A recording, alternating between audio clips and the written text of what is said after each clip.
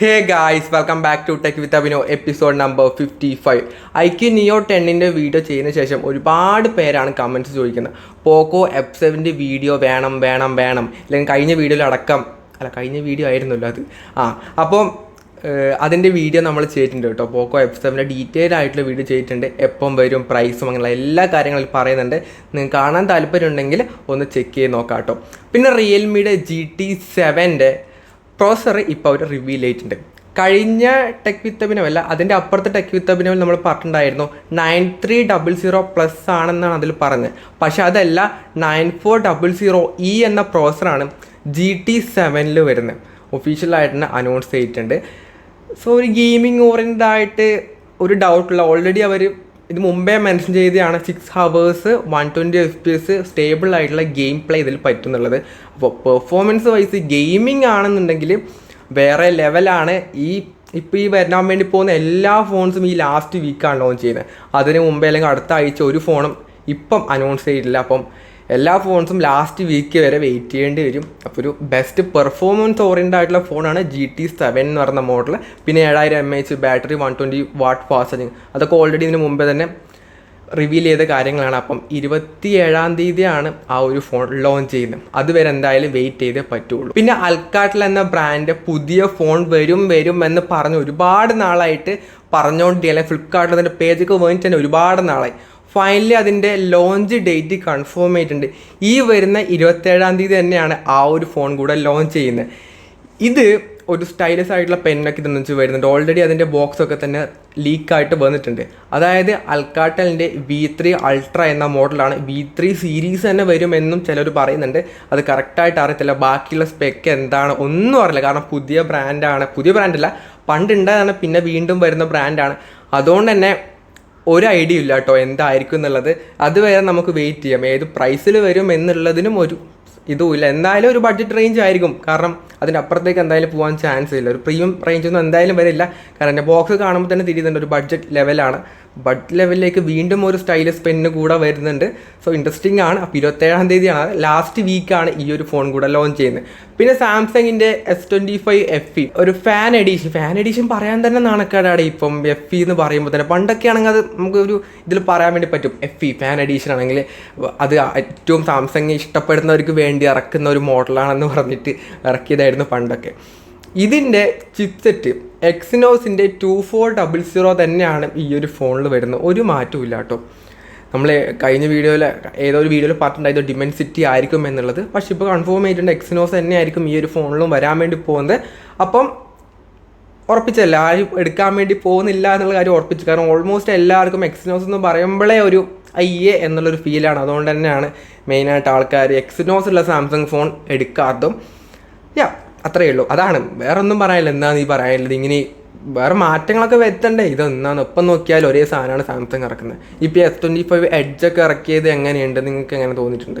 ആകെ ഒരു slimmest phone ഇറക്കാൻ വേണ്ടി മാത്രമായിട്ട് ഇറക്കിയ പോലെയാണ് എനിക്ക് തോന്നുന്നത്. ആ വീഡിയോയിലും അങ്ങനെ തന്നെയാണ് പറഞ്ഞത്. വെറുതെ ഒരു ആവശ്യമില്ല. പ്രൈസൊക്കെ എന്താ 1.10, 1,10,000 രൂപക്കാണ് ആ ഒരു ഫോൺ ലോഞ്ച് ചെയ്തത്.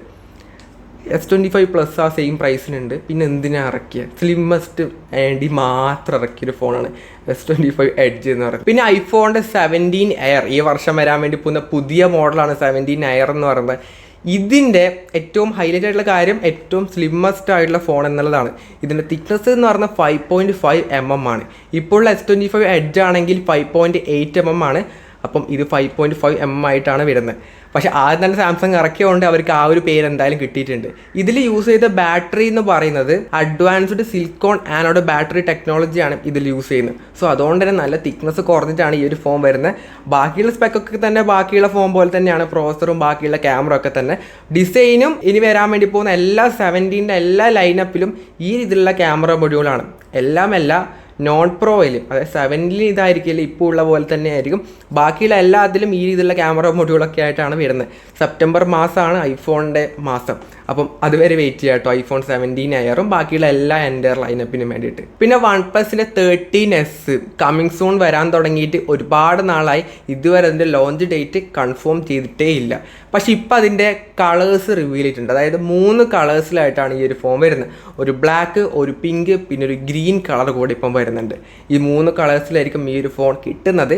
ഇതിൻ്റെ സ്പെക്ക് ഓൾറെഡി നമുക്കറിയാം, കാരണം ചൈനയിൽ ഇറങ്ങിയ OnePlus 13Tയുടെ ഒരു മോഡലാണ് ഇപ്പോൾ ഇന്ത്യയിലേക്ക് 13S ആയിട്ട് വരുന്നത്. അപ്പം അതുതന്നെയാണ്. പക്ഷേ അതിലെ ബാറ്ററി കാര്യങ്ങളൊക്കെ എങ്ങനെയായിരിക്കും, ഇതൊരു കോമ്പാക്റ്റ് ഫോണാണല്ലോ, അപ്പം എങ്ങനെയാണ് എന്താണെന്നുള്ള അറിയാനുള്ള ഇൻട്രസ്റ്റ് ഉണ്ട്. പക്ഷേ ഇതുവരെ അങ്ങനത്തെ കാര്യങ്ങളൊന്നും അവർ റിവീൽ ചെയ്യുന്നില്ല.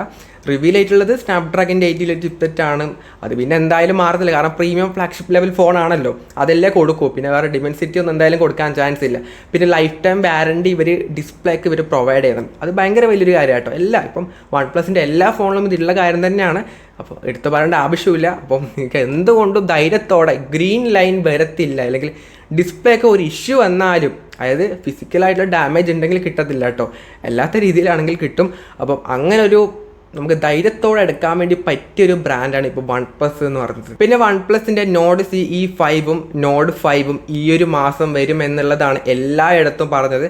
പക്ഷേ ഈ ഒരു മാസം വരാൻ ചാൻസേ ഇല്ല കേട്ടോ. അടുത്ത മാസം ഒരു ലാസ്റ്റൊക്കെ ആയിരിക്കും ഈ ഒരു ഫോൺ ലോഞ്ച് ചെയ്യുന്ന ഈ 2 ഫോൺസും.